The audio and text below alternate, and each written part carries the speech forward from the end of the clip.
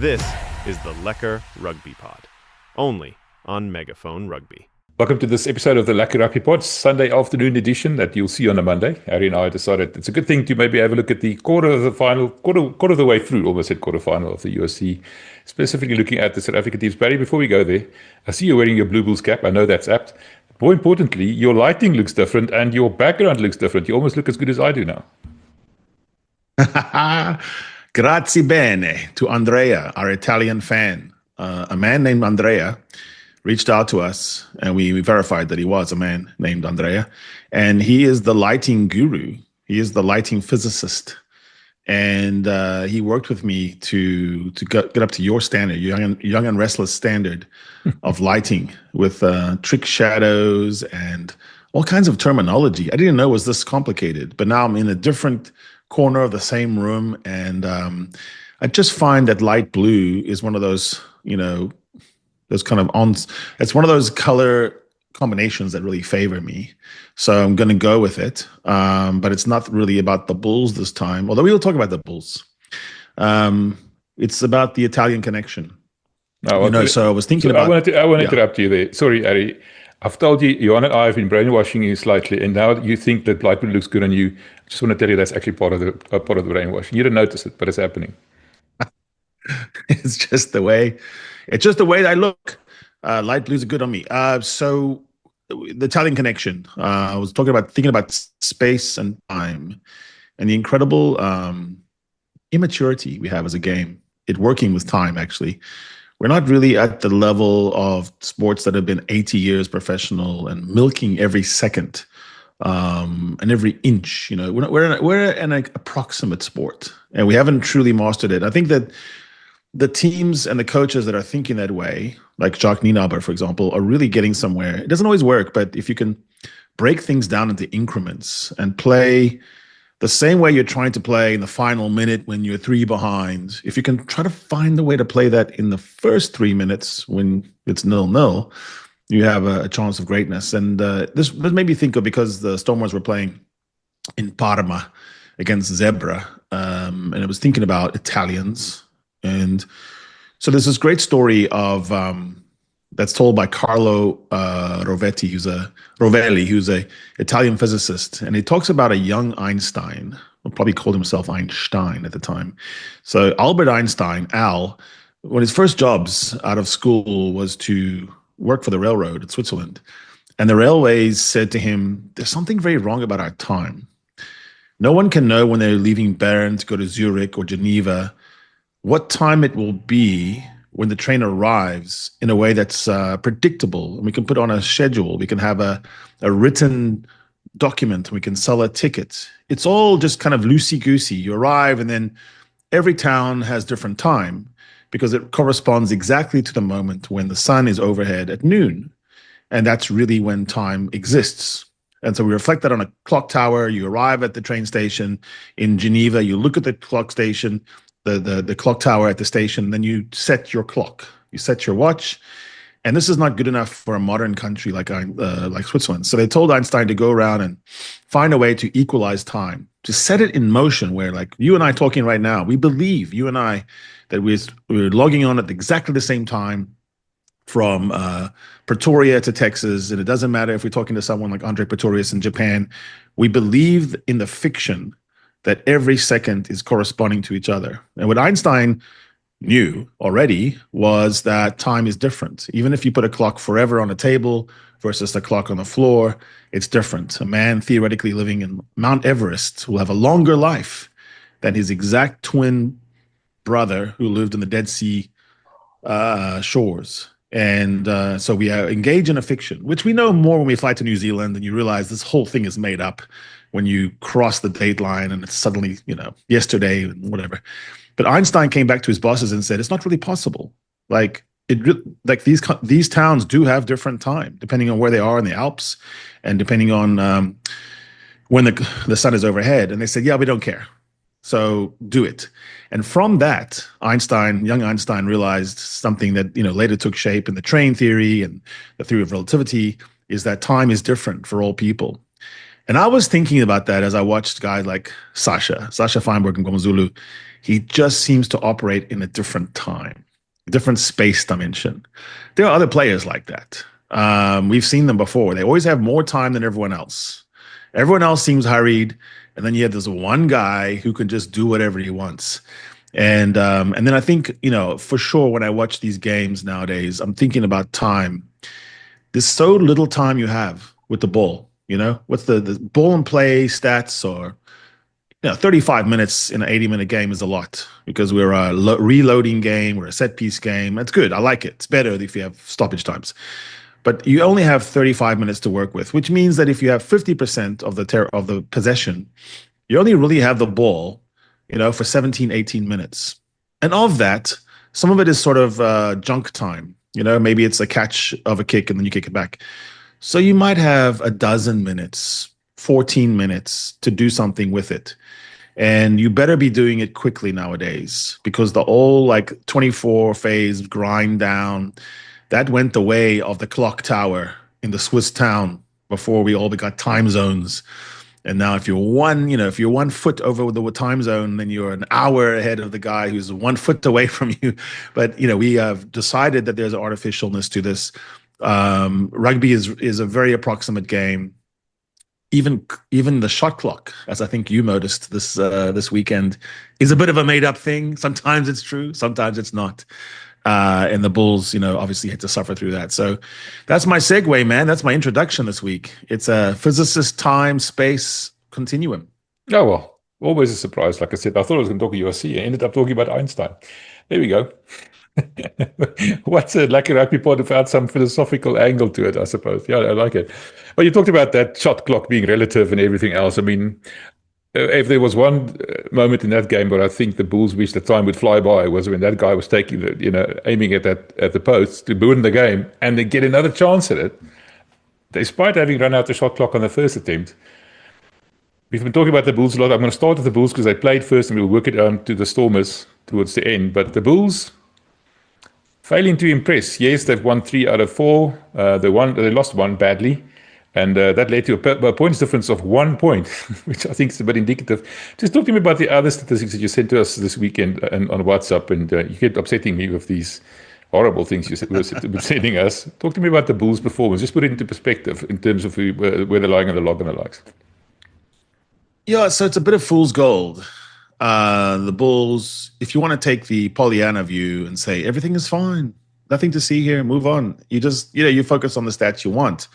But they wouldn't be good enough inside. And I'm sure that Ackermann is a smart enough guy. Andries Becker and these guys are smart enough guys to know they have something wrong. And the something wrong is the tries conceded.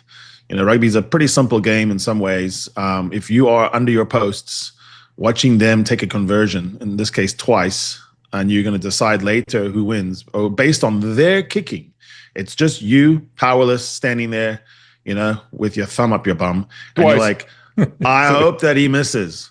That's your strategy. That works in a knockout run when you're already in the semifinals sometimes. It doesn't work in a league.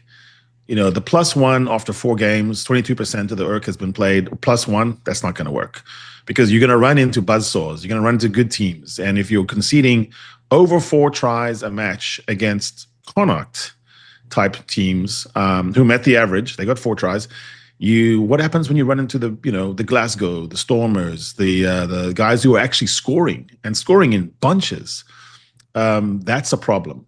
So we have to look inside that. And Andre Pretorius did such a wonderful amalgamation. He was, he's the Rugby Einstein on this channel, and he was taking apart that it's a little bit of everything. It's not one thing.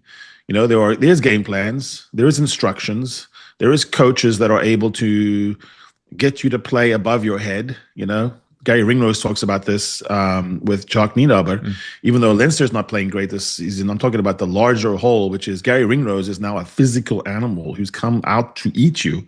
He was a private school boy from Dubliner, fresh-faced. What did Jacques Nienaber find in him? So the Bulls aren't finding that age-old, Pretoria brand of first we're going to beat you up, and then we're going to run around you and score loads of tries, that kind of set the marker, the slow poison. There's something it's too easy right now to score tries against the Bulls. Now, it's true, the Bulls are also scoring a lot of tries. So their attack, there's nothing wrong with their attack, except to the extent that the attack in the way that it does it might lend itself to counterattacks. I don't know if that's true. I think maybe it's small sample size. But we can just say one thing. When you are 19 tries scored and 18 tries conceded, then the +1 thing is fair. There's no outlier there. That is literally what the Bulls are right now, is a +1 team, a middle of the log team, unless there is a way to stop that. So I would say that the numbers inside the numbers, and comparing them to my beloved Stormers as handy, is the offloads are the same, right? The line breaks the same, 31 Stormers, 30 Bulls. Defenders beaten, 79-79. It's almost identical. So where is it that the Stormers have become 17 tries scored and three tries conceded, right? That's crazy. So we look at turnovers lost. Our friend Tillman from Def doesn't like this stat, but I do. 47 turnovers lost by the Bulls, 25 for the Stormers. Anytime you find a 2-1, you go, what's in there? And inside turnovers lost, it's not the pilfers that are done that's part of that turnovers lost. It's loose ball on the floor. It's knock-ons. It's spilled kicks. It's wings running into touch when they shouldn't have. It's giving the ball back when you didn't want to. That's what the Bulls are guilty of right now, is spilled balls on the floor that they're not picking up, except for Sebastian de Klerk and a couple other guys. But not everyone seems interested. Kobus Wiese seems interested. Not everyone seems interested in running full tilt, putting their head down into the wood thresher, putting their arms in an injurable way, and scooping that ball. That ball, that 50-50, seems to be going the other way in the absence of maybe some big players like Elrich, like Cameron. But I also think there's a lack of speed to the ball on the floor compared to, say, the Stormers' Paul de Villiers, who's getting every loose ball. Ben Jason Dixon, getting every ball. Much maligned Evan Roos, he's getting to everything. And so it's the urgency that Andre, I think, pointed out. And there you can blame chicken egg. Einstein would be great at analyzing rugby. I would love to bring Einstein back and say, if a coaching staff cannot talk to a generation of players and get that generation to play the way they are, is that a player problem or is it a coaching problem? It's obviously both, right? But these are the players you have, right? You're not going to contract a whole new set of mystery tribe of rugby players. So the Bulls coaches have to find a way to speak to these players. And the next thing is the stat I look at is tackles. Everyone loves to put tackle stats up there, and they say things like, Kremer for the Pumas is a wonderful player. Look, he has 20 tackles. It's not a good idea to play rugby where your best players have to take G-forces into their shoulders and neck 20 times. The Bulls have made 762 tackles in 4 rounds. Just imagine any of you guys listening to, even if you were a very good player and we played, back in the day, right now, go out and make 1 tackle. Okay, tackle Kobus Wiese. Go, do it. 762 times. Okay, now you're mood and you are unhappy and you're in the physio. So the Stormers have only made 527 tackles. There is a way in which you're exposing your defense to too much work. And that usually means the kicks are not there. And sure enough, the Bulls are not kicking enough. They're not kicking good enough. And they're not chasing well enough. So the Stormers are making 527 tackles versus 762 because their kicks are on time. They're being chased well. And then when they're, a little bit, just not up to it for that phase 7, they just kick. They chase it. And then Ben Jason Dixon snaffles the guy, tackles the guy, and then he's on the ground. And then de Villiers is trying to walk over the ball. So that means the Stormers are retaining 24 kicks and the Bulls are retaining 13. Another double stat. So look no further than turnovers lost, too many tackles made, too much demands. I mean, I don't care how much you jump up and ready for the next tackle. When you've made a tackle in the URC, in any of these top leagues, I mean, there's some cobwebs that get disturbed up there. And it takes a lot to tackle. Not everyone can do that. Not everyone's frame is designed that way. So that's the thing. The other sort of what I would call a technical issue for the Bulls is they've lost 9 lineouts this season, and they've only stolen 2 back. And I like to look at lineouts as that, a plus minus. You lost 9 and you got 2 back. Stormers lost 4, stole 7. That's a nice stat to have, and it tells you a lot. So, that's the urgency stats, the overload on tackles, the bad kick chase, and then the leaky lineout. And then there's another issue, which is probably one that would evade Albert Einstein because he was famously sort of on the spectrum, is there's something undefinable about the Bulls right now, like a ticking time bomb, like maybe the fight that went on last year isn't over yet, because maybe the fight wasn't just between, Marcel Coetzee and Jake White. Maybe there were camps and cliques and things haven't been done yet. Like people still having little fights or passive aggressive. And, you got a new coach comes in. He doesn't bring in with him his set of assistants that he can stamp his flavor. He doesn't really know who's who because he might have got his information from an administrator who had his own agenda. And so who does he trust? If I'm Akers, good man, obviously a long-time good coach, maybe not everyone's cup of tea, but I think he's definitely proved he can win.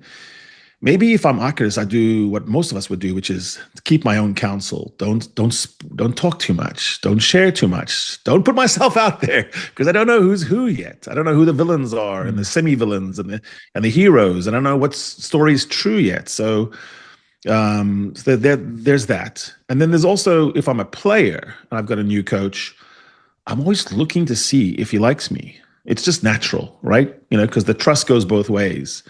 Rassi trusts Jasper Wiese because he took the ball up on a caving scrum at the end of 2023 at a final. So he's got residual trust in Jasper Wiese. He'll wait for him. He won't put Roos in just because he needs someone who's go, I'll wait for Jasper Wiese. Same thing in club level, So let's say that you were one of the players that did trust Jake and he was your guy and he was the guy who put you there. And he's maybe the first coach who really believed in you. So now you get a new guy. You don't feel, you're not sure. And this is normal. Like, let's say you're David Creel, or let's say you're someone who's not an obvious all the day, like, a clear pick. Stravino. Like, there's people that are not sure. And then one of the things that goes on in a player's mind is, I don't want to make the biggest mistake today. That's all. And when you don't want to make the biggest mistake today, then you don't dive to the floor where you could be ruled as being off your feet and you get whistled up. You kind of are tentative. Another theme that Andre pointed out, of that one step late, one step slow, thinking you have more time when, time is so urgent when you only have the ball for 12 flipping minutes of a match, in your hands ready to go. So you better use those opportunities. I think the Bulls are putting themselves into bad positions where it's difficult to defend from. And so the tries are leaking. I think the Bulls are, as a corporate entity, don't trusting each other that much right now, right now. Not forever, and maybe this next stretch of games is going to tell a different tale. But the performances in the books, the 4 rounds we have right now, there's a tentativeness. There's not a hair on fire except for Sebastian de Klerk and guys like that. I thought the vet was really good as well, but there's the lack of urgency, and that doesn't sit well. Now, there's obviously fixes coming. Elrich coming back, Cameron Hanekom. These are 2 very urgent guys. They get busy. Ruan Nortje at the lineouts, one of the best lineout callers in the world. So if I've lost 9 and I've only stolen 2, I'll get my lineout captain back. What about Kurtley Arnse, the butcher? He's got speed. He's got urgency. He knows how to finish. So I'm not saying that the Bulls are doomed. I'm saying that if this doesn't go differently in the next stretch, the next 4 to 5 rounds, and I don't think it's going to stay the same, by the way. It's either going to go up or down like a corporate entity, like a stock price. It's either going to go up and down because when you have a trust issue and you have a lack of urgency issue, that's beyond X's and O's and game plans and, you here and I there. You've got to have some fire in your belly, Pronto latte poop. I think you've got to have some ready to go guys. Yeah. Sorry, Harry. I wanted to make this following observation. I know I'm going to get probably bribed for this, but this Alice coup or the revolution to me was a bit of a ham-handed revolution. It wasn't well thought through. The first thought was, let's get rid of Jake. And once we know we get rid of Jake, we'll see what we're going to be doing next. And I think we're reaping picking the fruits of that, reaping the fruits of that. What I told you before is I see a guy like Johann Ackermann walking into Loftus, into the middle of the storm that's been raging, leaks to the press. Jake Whitehead, a double World Cup winner, having to fall on his sword kind of a thing. He's a man alone. In any regime change, if it's a revolution or democratic one, the new guy brings up and has a new cabinet. There's got a new national security advisor. There's a new secretary of state. Everything changes to suit the guy in charge, not with the bulls. Johan walks in on his own, all alone. He's still all alone. He still doesn't know who he has to trust or who he can trust. We saw that with the players looking at the stands to see if the coach is looking at them. We saw that, the tentativeness that you're referring to, the nervousness, making mistakes like kicking the ball dead from a kickoff right at the end of the game. Little things like that. So I'm wondering, when Johan walked in there, he had basically 6 weeks, basically the length of the Currie Cup, to get the URC squad correct, or right, if I remember correctly. He had so many injuries. I think he had 18 players to do the preseason with. He's now had 3 months to basically, get to know what's what and who's who.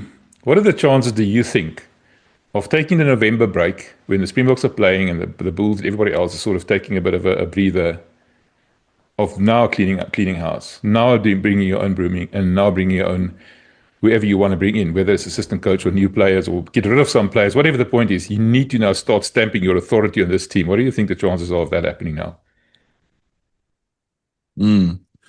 Well, you'd obviously know a lot better than I would on the internals, but from the externals, studying the body language and the vibes and the statements and how they come out, I am absolutely sure that Johann Ackermann knows everything that we've just said today is exactly true, but he's limited in his ability to affect it because he took the job under these terms, and so. One way to do it is you say, I'm only coming in if I can bring my guys, which is, I think, the Franco approach, maybe.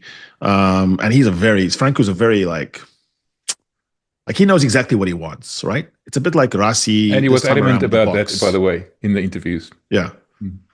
So you have Rassi saying the same thing to Saru right now is, hey, I'm happy you guys love me, but I want my guys contracted. And so, obviously that's a big payroll issue. That's got benefits attached. That's got immigration issues. There's all kinds of things, depending on who Johan is referring to when he says that. But anyway, he took it under these terms, which is, he wanted it. And he wanted exactly what this is, which is he knew he was parachuting into the jungle. He was like, here I am behind enemy lines, go. And so it's a bit rich now for him to say, but I didn't know it was going to be this hard. You did know it was this hard. Johann's coached around the world, and he's taken tougher jobs than this. But the difference is that the Bulls is a prestige world, elite kind of job in that you don't get, like you can win 3 and lose 1 and you're still in trouble. Like most teams, you go, oh, that's great, keep going. Like Scotland would like to have a 3-to-1 ratio right now. Gregor Townsend is fine. But it's not fine for the Bulls. It's not fine because 18 tries conceded, 19 scored, the leaky lineouts, and the fact that celebrating a win over Connacht, which was a 6-win, 6-12, 12 losses a season ago, is a far cry from Jake going to Munster, and in one of the most difficult places to win, not too long ago. Now, before we lionize Jake too much, there was that loss in the final. So it's tempting to go back and nostalgically, amnesiacally reinvent a different story. Jake was in trouble. There had to be something happen there because something had lost him the trust inside locker room and coaches room. So that's true. But you're right to point out about revolutions, which is the difficulty isn't so much in storming the palace and beheading the Romanovs or, the guillotine, the French Revolution, or a bunch of Yanks shooting a bunch of Brits and getting 1776. There's always an 1812, revenge. There's always a counter-revolution. There's Napoleon following the French Revolution. So most of the time the counter revolution wins because it's the old men behind the scenes that really have the power, and they just change, they just change blazers, and they still the ones because they had the money.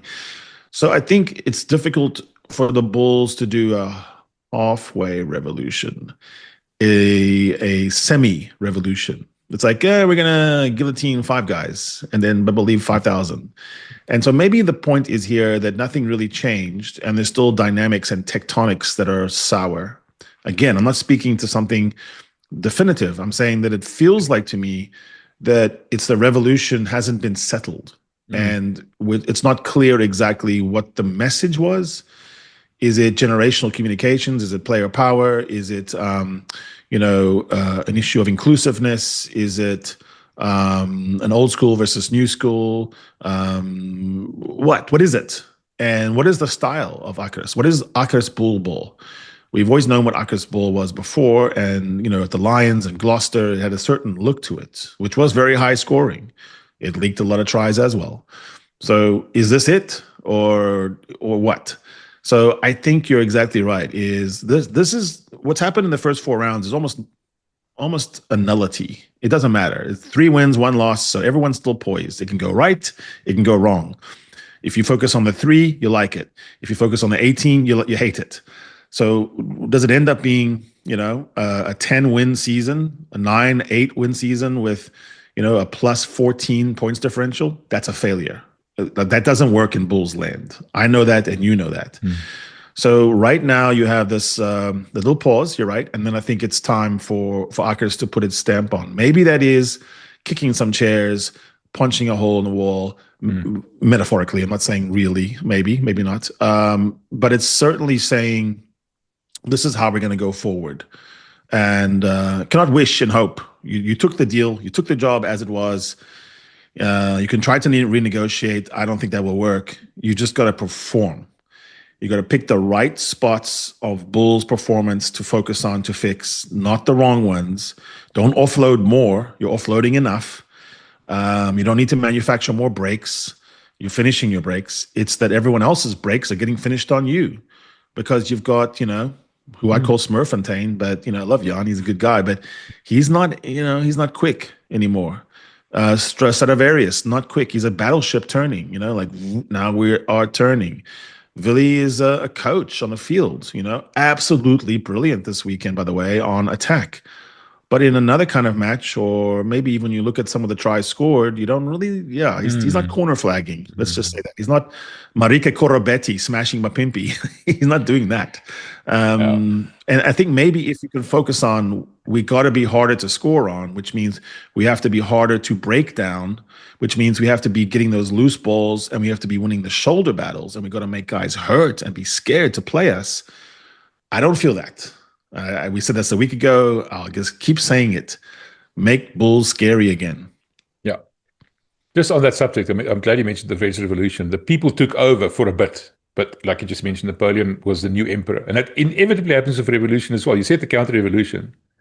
There's a strongman revolution, and then another strongman emerges. So we're sort of in between now. I think that's where we're going. So I wanted to say something about the salary bill at the Bulls at the moment. There's some old players in there that are costing a lot of money that are preventing the Bulls from recruiting new, more exciting players that are becoming available pretty soon. I don't want to mention names, but there has to be a bit of a clean out.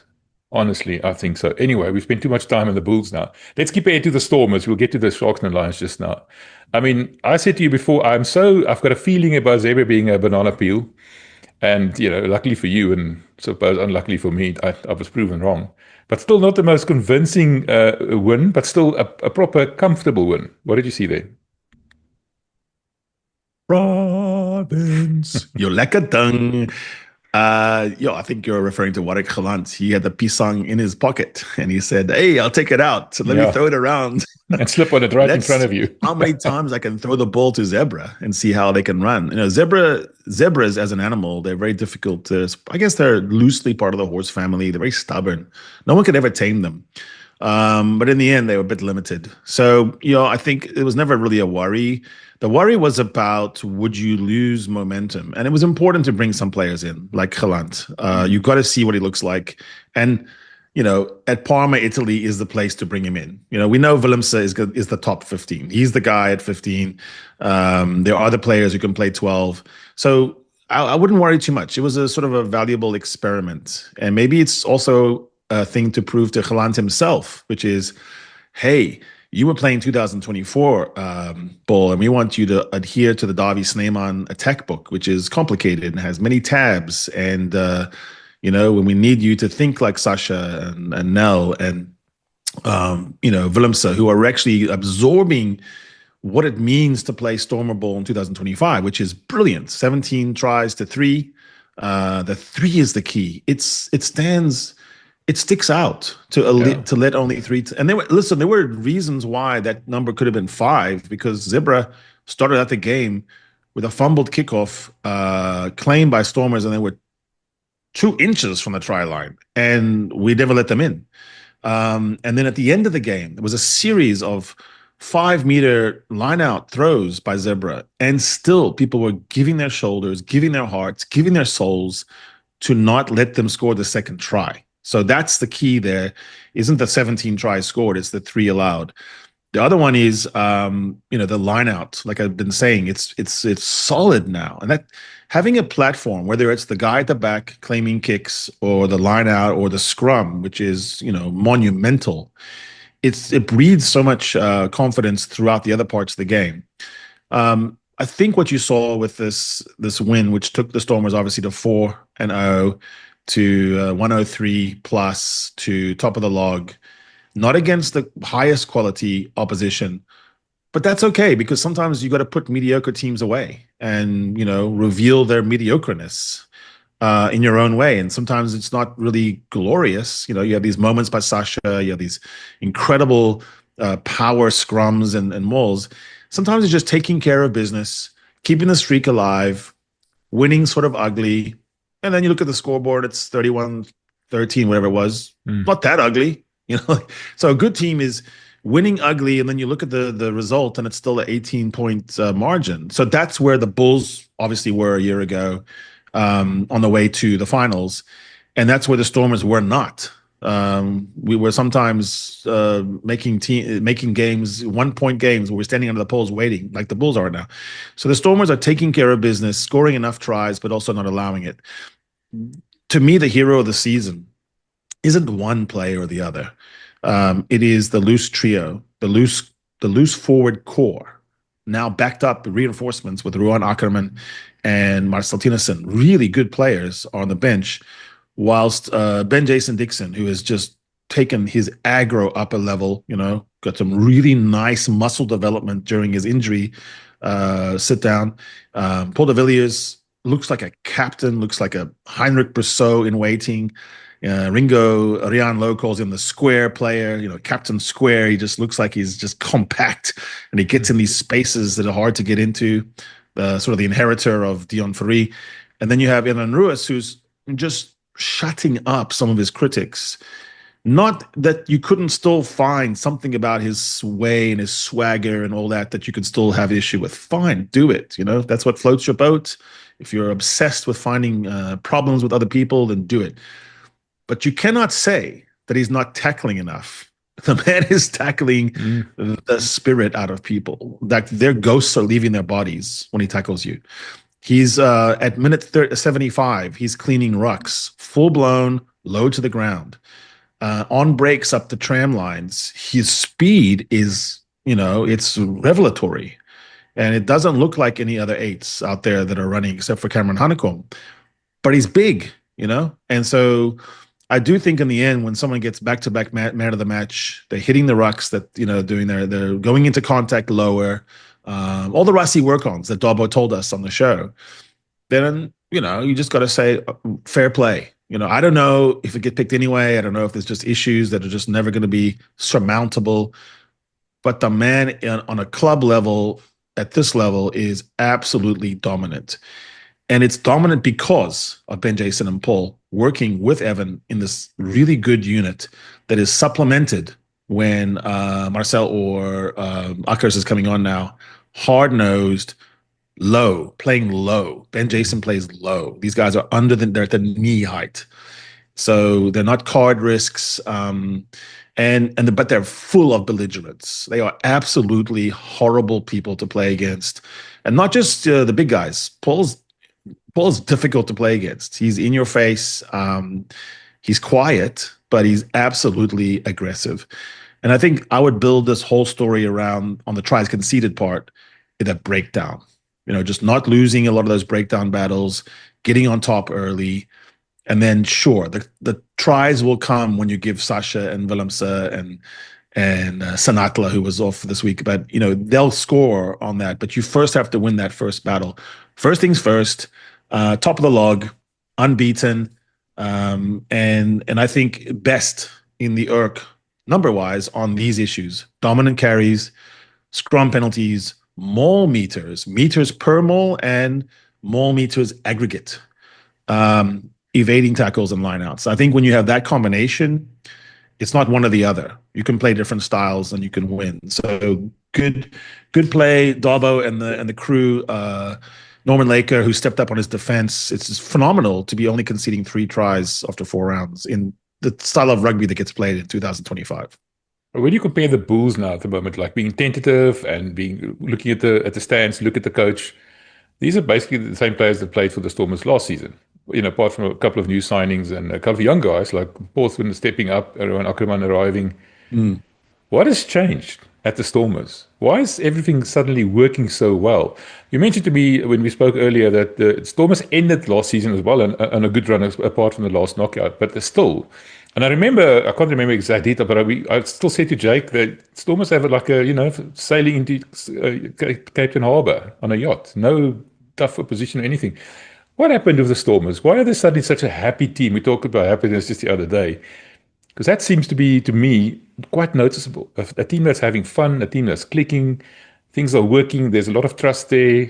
I know I'm using a lot of superlatives here, which grates me when I talk about the Stormers. But I mean, it's noticeable. What's changed? Yeah, so I'll be careful here about revealing anything behind the scenes, as you do about the Bulls. But it's absolutely true. It's not a fabricated thing. It's not premised on winning. It's a happy team when they lose as well, in the sense that they love each other. They confess errors. I don't know, like in a family dynamic, which a sports team kind of becomes. Like I said, when I was at the HBC in Belleville, I wandered around and had free access. I mean, the people who were washing the clothes are happy. The lady who was making the smoothies for the players, she's happy. A guy on the field who was just making sure about the mud, he was happy. Ruanel, who's taken on a much more of a leadership position now and captaincy, he's so well liked. He's a funny guy. He's very funny. Remember what Dobbo said about the coffee? We don't have coffee. Remember that? And sometimes having a funny captain is helpful, and not such a strict captain. Maybe just someone who can lighten the mood. I think there's some dynamics there that are true. The second thing is they pay attention and they realize when they made mistakes. They pay attention to messaging inside the group. I'll touch on 2 things that are not breaching confidentiality. One is scenario painting. Since you have the ball on attack, let's say you have 12, 13 minutes only, then you better know what you're doing and switch on immediately. And part of that it means that if I'm on this part of the field with this score line, with this many minutes left, and one of my players has done his leg and I can feel him, he's over there to my right, and we're going to go, what are we doing? And knowing when to do that, so it's not reliant on, Sasha reading it and making a call while the stadium's going crazy and it's loud. So knowing internally that you're all on the same page. Okay, we're in this position on this part of the field, and our exit shape is the following. It's this dogleg L, it's this name, and it's go. I think that's what the Stormers were building and working on for a year, and they knew they had more time. They had young players and some players coming in. That's the first point. The other messaging part is not everyone responds to the same thing. And I'll maybe give Jake a little bit of a critique here. So the idea that, I'm the coach, therefore you need to think like me. I mean, that's fine. And to some extent that's true. But let's say that one of our major fallacies as humans is we think everyone thinks like us, or the codicil, they should think like us. And if they were just proper and smart and they knew what was what, then they would start to think like us. That style of parenting or coaching, can only take you so far. Because the truth is, our kids and our players are not the same as us, and they don't think the same as us, and that's okay. And if we're honest, we realize sometimes we're wrong. So I think the Stormers have a culture in which that's okay to shift, to speak to people differently. To cultural diversity requires that we sometimes have different kinds of empathy, and we listen to ourselves differently about how we come off, because maybe it's not us that they're reacting to, it's the guy that they at their school when they were 6, that gave them illegal cuts or something, or was screaming at them in the face, or kicked them out of their house. So I think you have to pay attention to how you message. And so both with scenario painting and I want you to succeed, so I'm being hard on you to make you better, but I'm not being brutal. And I think that's the part where generations are different. And I don't know, like, I don't know what you do with that. I mean, as a parent, that's true. You still want to get your message across, but there's a way to do it where it's better. And I think the Stormers are finding that on defense. I think that Norman is really, finding the analogies, the metaphors, the word pictures, whatever you've got to come up with. And it doesn't really matter if you were right the first time and they should have got it that way. If the third way you go at it works, then that was the right way. That's the right coaching. The other part of that is on the happiness side, that when things start to work, there's no doubt that you start to trust, you trust Davi and Norman better. You trust Dobbo more when the things that they were saying, which we've got to score quicker because we're not a 20-phase team. There's only one Ben Jason Dixon cleaning rocks out there. And if him and Audrey can get there, I mean, like at some point it breaks down, like Go Schickerling, he's 6'10", he's gangly. It's hard to get down there and clean rucks. So, I think that you have to know how to score quickly in today's rugby. And that's working. Put all that into one big bucket, and you have a generational talent like Sasha, who he's the kind of guy that teammates kind of go, whoa, what did you just do? That's pretty fun too. So all the haters out there, come on, man. I've been around Sasha enough, around the team, just watching. I mean, I'm not friends with him or anything, but I'm just watching how he relates to the older players. He's a fantastic team man. I'll never forget this one moment in Captain's Run in London. No one around, no one to impress, just a couple of guys like me. We're not even filming. It's beyond the point where we're allowed to, so there's no way to put this onto social media and make him look like a good guy. He is carrying the pallets of water bottles at the end in the rain. Beyond everyone else is gone. And he is the one taking it and not making the staff carry all the water by himself. Happy to do it. No reason to do it except that he's a good guy. So I guess everyone should take a step back and say, when he's playing, when he's performing, because sports is entertainment as well. There's a certain, piratical flourish to him. Fine. But off the pitch or just setting up, he's absolutely a good team man. So that all factors into it. If your most talented player, if the guy who's the most superstar with the movie star looks is working the hardest, getting there early and leaving latest, like Dan Carter did once upon a time for the All Blacks, your team's in good shape. I think something that we must just touch on a bit is the intangibles. The Blue Bulls have a similar problem at the moment. That thing that you just said, trust. You've got a superstar on your team. So the first thing that you must be wary of is envy. Sasha just takes all the limelight, whatever. There's always a danger of that, but it's not happening.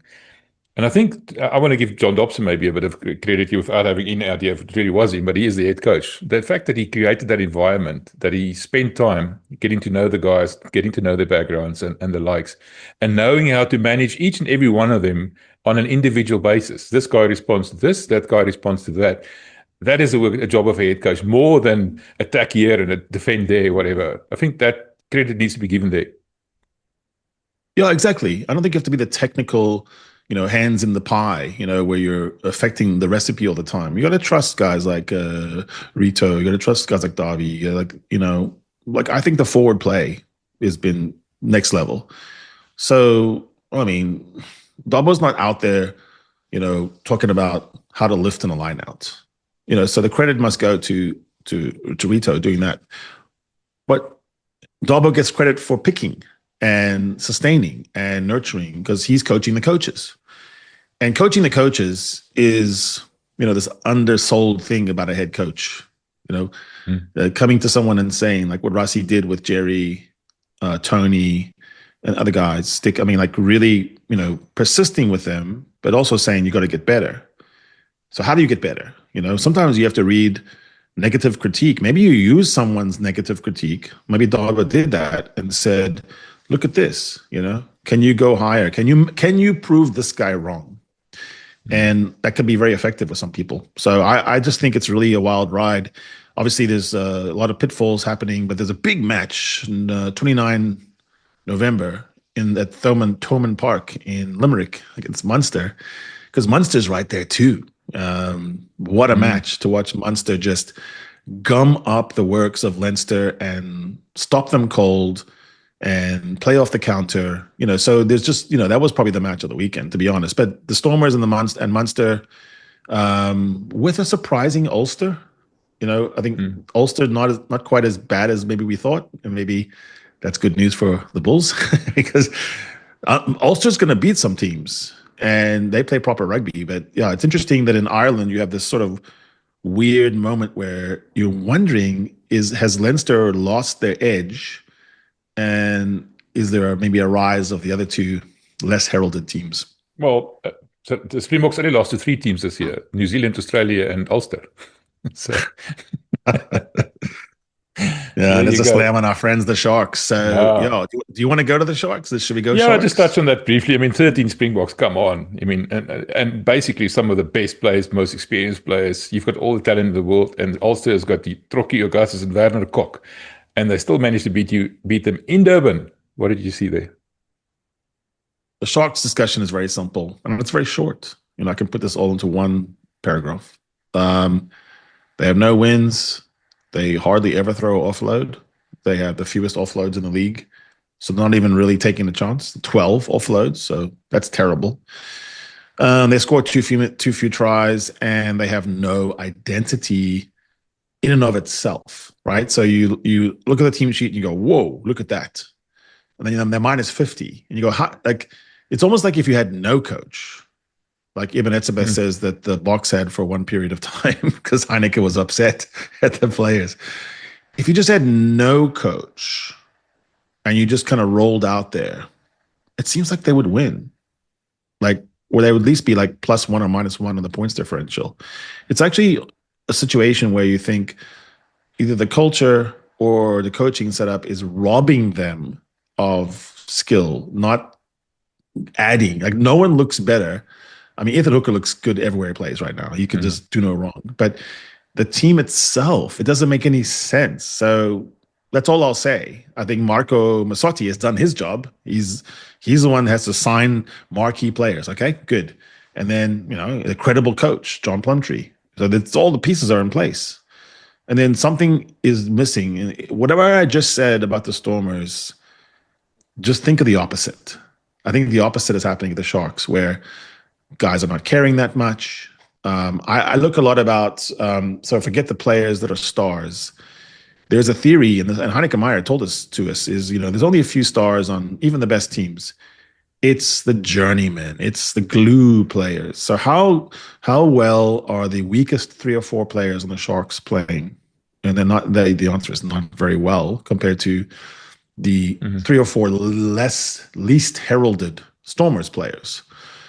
Because those least heralded Stormers players, the ones that maybe have never been capped, or maybe never will be capped, are playing damn well. And then, but the Sharks, it's the opposite, where, maybe it's being around these incredible legends, that some of the players who maybe are just workers, they're almost overawed. And then the incredible stars aren't playing like incredible stars. And that always seems to me like business decision. Nah, don't really want this. It's not. Yeah, Addy. Yeah.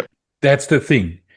Somebody mentioned today, you and I both know, that Jake White was fired 10 years ago because he wanted the players to pitch up at work at 8 o'clock in the morning. And they just, no, don't want to. We'll come when we're ready, when the surf's over, and and we leave early because the surf's up, and the tail is wagging the dog in Durban. I'm telling you now, because you said the least offloads and everything else, but they're two different teams. I mean, it's 13 Springboks in this team. They're used to offloading in the Springbok setup. Why are they not doing it at the Sharks? They're choosing not to because they decide what happens there, not the coach. That's the problem, I think. No, I mean, a mixture of both. I mean, it may be that Plumtree is adverse to that style of play. We do see that in some teams, that like the All Blacks right now, they are definitely under some kind of instruction that unless you can see eyes and it's the right person, they don't offload. So they ended up being, sort of 50% of the offloads of the box. So maybe there is an instruction, but to your point, and I think I accept it, there's this lack of fire and want to. The want to is missing. Yeah. I mean, that's the only explanation I can have for a team sheet that when you look at it every single time, unless they play against Leinster, it looks like the Sharks should win, and they're right now minus 50 with nothing to show for it. Right. It's been raining cats and dogs for 2 days now in Gauteng, and that's because the Lions won a game for a change. No wonder the heavens opened. Talk about that briefly. I mean, is the bottom of the log teams, Lions 15, Scarlet 16. Hugh Griffin said, shocks, the Scarlets don't have any locks. They had to go import the lock from Stormers and the likes. Pretty woeful two teams, both of them. And then the Lions actually didn't have too bad of a game, but still should have won at Ellis Park. Just briefly, what did you think of that one? I mean, the Lions are doing better than the Sharks, so just by definition, they're overperforming. They have a big problem in terms of the geest part of it all, which is they're playing in Doornfontein, and nobody in Gauteng wants to go there unless it's all of us going for a test. That's it. Escort. Yeah, true. So what do you do when the most obvious of all obviousnesses is being ignored, which is, I don't know how many suitable stadiums fit for purpose in the greater Joburg area, but there's a lot. I mean, you could put it like a lot of teams are playing in these sort of off-brand, like the Stoop next to the Twickers is a perfect little stadium. I don't know what it is. It's like 18,000, 16,000. It's Wanderers. Great. You can play Wanderers. It's great. And people like to go to it. You pay attention to the game day experience, the parking. You pay attention to the food. You pay attention to the feel of it. And, it always shows up better when you have 14,000 people in a 16,000 person stadium. It looks great on TV. It's loud. You even saw at Connacht that, 14 guys can sound loud if they're in the right configuration. Yeah, they were extremely loud, yeah. But, that's part of it. I mean, I guess that's off the pitch. I just don't feel good about dumping on a guy like Cash. It just feels like it's obvious to most people around the line setup that he's not the guy. And maybe he's a really, really good, different level. But at this point, it doesn't seem like he can get there. But I almost feel unfair about that because it's not like they're sitting on players like the Sharks have. So the whole thing right now isn't working, and it kind of makes you want to have Griquas in there instead. But I just don't know. This is one where I think Captain Obvious needs to sit down with Captain Oblivious, and then need to have a arm wrestle, and Obvious needs to win. Come Stoldro of their own. Listen, let's briefly talk about that match of the weekend, Munster versus Leinster, and what a match it was. And if I was Eddie Farrell, I'd be worried about my Leinster internationals not looking all that great. What did you think? Maybe it's good. Andy's a very pragmatic guy, right? So he's been good at pivoting. Maybe this gave him a favor. Maybe like it was difficult to move on from some players like Robbie Henshaw and James Ryan and Ty Furlong. But maybe this has given him more of a free hand because he can refer to that and say, look, it's obvious, right? And then it doesn't look like he's experimenting with a lineup when he puts Jack Crowley in charge instead of Sam. It just seems to be valid. It's merited. And Andy has never been someone who, was wedded to a certain style or paradigm. He's shifted and he's tried to keep Ireland in the picture. And, fair play. They're in the top three and have been. They've been number one in the world more than the All Blacks have been by leaps and bounds. Second only to the Box. 6 years, it's been Box and Ireland, not All Blacks. So I think he's shown some of that. It was quite surprising, though. I think a home game, and it didn't. There were passages of play where it looked like Leinster maybe had a bit of the wood, but Munster was so stubborn. Munster was full on Limerick. They just wouldn't budge. They wouldn't give in. Jack was the man on the field. He was the general. He was the one. He was the main character in the novel, and everyone else was, supporting players. But there were some incredible shifts. I thought once again they showed what the Stormers have been showing, which is, just never give an inch anywhere, because you never know what's going to happen. Just keep acting like the 22 is the try line.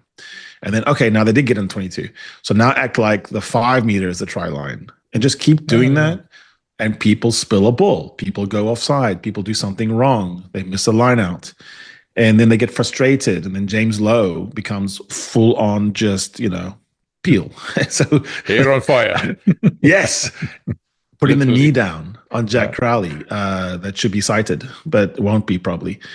And so, you knew when it was handbags and handbags and handbags, and all the handbags were being thrown by Leinster, you knew that it was over. Like, they just couldn't find the magic. And so I am actually looking forward to one of the, pods I really love, Irish Rugby Weekly on 42, has Bernard Jackman, Murray Kinsella, and Gavin Casey, really fair-minded people. And they're going to probably have to rip into that, because it's a changing of the guard. It's a earthquake, because it's just been so one-sided for a while now.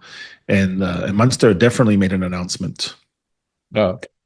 Important thing, though, the first test is going to be against the All Blacks in Chicago, Soldiers Field. And guess who got press accreditation once again?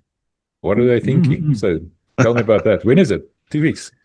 That is on the 1st of November. It is a commemoration of when Ireland first beat the All Blacks. There's a couple of teams still in the top tier that haven't beaten the All Blacks. I think Scotland's one of them. And so for Ireland was a bit like Scotland in that it was futile. It never worked. They always got done with some strange, 80-minute something would happen. A miracle would happen and the All Blacks would win. And so Soldier Field was the site under Joe Schmidt where the Ireland first got over. And so this is interesting because it's a restaging of that. It's also coincides with the death of Axel Foley anniversary. So it's got so many things attached to it. The Irish-Kiwi rivalry is spicy. We think ours is spicy. They also have one. They have a lot of revenge motifs. Peter O'Mahony calling Sam Cane a shit Richie McCaw, and then the revenge factor in the World Cup, and then going to Dublin, beating them there in their backyard. So this sets up really well. Mm-hmm. It doesn't set up that well for Andy Farrell, as you just pointed out, because there's a sneaking suspicion that they haven't found their successor to Peter O'Mahony in time, that Conor Murray hasn't been properly replaced, that they're still really searching for Sexton's, descendant. Maybe that's Jack Crowley. Maybe that has been solved. I don't know. For me, it would be. I've always thought that Jack Crowley had more of a test type, play than Sam. But yeah, there's just all over the pitch. There's the idea of, maybe James Lowe has been found out with that left foot clearance kick that everyone knows is coming. It lost a step. Mac Hansen wasn't picked by Andy Farrell in the Lions. He picked Tommy Freeman. There were people that Andy Farrell didn't pick when he was a Lions coach. And those players would not have forgotten that. So all across the pitch, you have issues. Midfield, probably Gary Ringrose is probably the automatic pick, but Bundy Aki, he looks like he's become a little bit slow as well. Mm-hmm. There's just so many people that you have to look at. I suppose there are a few people that are locked on. You have Dan Sheehan. You have, when he's healthy, Caelan Doris is one of the best players in the world. Josh van der Fleer, obviously, superb. But yeah, I think this sets up in a way where you could imagine the All Blacks putting maybe a hiding on them. And that would be kind of sad, for the marketers. Yeah. Just lastly, something that Bernard Jackman and them on that pod said was the fact that they're playing in America and also, for example, is still in South Africa. So, the logistics are going to catch them out as well to a degree. It's interesting conundrum that as well.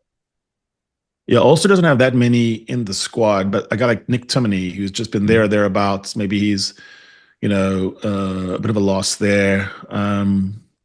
Let's see who else. Oh, McCloskey and Jacob Stockdale, I think. Stockdale is someone that is interesting because they have a 15 issue. Hugo Keenan, who's by far the best fullback, he's out with injury. So you have a conundrum between the world's whitest man, Jamie Osborne, and Jacob Stockdale, who looks like a number 8. And you have, Mac Hansen can play 15, I think he just played 15 against the Bulls. So yeah, you have mix and match there, but I don't know. So Chicago also presents it's one of the most Irish American cities, and so it's going to be a massive support edge for the Irish. It'll be a home game, and the other thing is, for all what I've just said about the Kiwis maybe giving them a hiding, Razor is still in that kind of. I mean, he's not where Ackermann is. He's not where, where some of these guys are, but he still has a feeling of, we don't know. We're not sure about you. Like Marty Devlin expressed that really well on our pod. But it's a big game, Tim Cocker from the Egg Chasers, who sat down with us recently and kind of went through the test schedule. And so everyone will all see that this week. He circled that game. That's a big game. It's the kind of game where it draws a lot of neutrals because the Northern Hemisphere and the Southern Hemisphere have canaries and coal mines and harbinger bellwether games. This is a bellwether game. It's first up. It's All Blacks coming off of a pretty good rugby championship in which they got better each round, and you have Ireland facing that that fateful decision you have as any team is: are we getting better or are we getting worse? We cannot really stay the same. It's not possible in competitive games or business. You're always going, you're growing or you're losing. Sorry, I got a bit sidetracked there with the Bulls and everybody else, but of course, the Harry Index is back, man. It's a big thing. You've already set the cat amongst the pigeons about the Leinster, having lost 3 games and only won 1, but they're still in the top 10, and the Bulls won 3 and lost 1. They're not even in the top 15, man. So what's happening there? The Harry Index, 2nd edition, incredibly objective, yet credibly subjective. This imagines a suspension of the time-space continuum. It's a conflagration of the top teams, maybe 16, in some perfect place that combines all weather into one game. Everyone is exactly the same healthy. They're at the end of their season or the start or the middle, wherever the peak is. And so all the variables are removed and everyone's, got their guys back. Unless it's, like, obviously you have to be available-ish for this to work. And so we rank these, the index sitting high on top of Mount Ararat in Turkey and, obviously infallible. And so what we see in the 2nd edition is that some of the teams like Toulouse, Crusaders, and yes, Leinster, they still have some of the benefit of what happened a year ago or 6 months ago, because otherwise it would be strange, meaningless. I still believe in the ceiling of Leinster being pretty high when you have that many British and Irish lines ready to go and the memory of winning. But still, dropping down to 10th, which is the lowest they've been in ever of any index. I think the problem with the Bulls, is that their losses and their wins, even the win over Leinster, they have a question mark attached. And the question mark is about to be removed or changed. So, everyone should have patience. The way that the index has it, though, is Toulouse and then Crusaders have risen because of the kind of flakiness of a lot of the top teams. So, they rise. Bordeaux, Saints, Johan van Kraan's team, lost one to the Tigers, the Saracens, and then the little tiny, brave and wonderful Stormers at 7th in the world. And I think, the measure of that being legitimate is no one's actually complained about that. Like normally when I put the Stormers in any index, what are you talking about? Putting those blue and white zebras. But there they are, number 7, and then Munster right behind, which is really tasty. Glasgow, who Johan calls the Devils, they're right there at 9. And then Leinster. So then, completing the top 15, we have Chiefs, Ulster on the rise, the French team, the Blues, and Bayonne. Obviously, you look at that list, there's more French teams, but there's significant URC contingent now, and they're all clumped together, and something needs sorting out between Stormers, Glasgow, and Munster that is about to be sorted out. Oh, the Bulls play Glasgow this weekend, by the way, without their Springboks, which may be a good thing.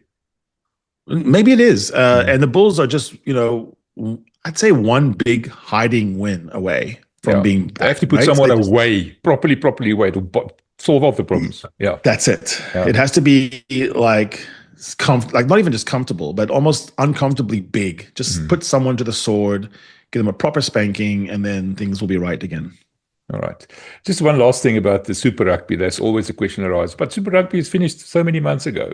I know you just explained it in the beginning, but just explain it in simpler language so we cut off any questions.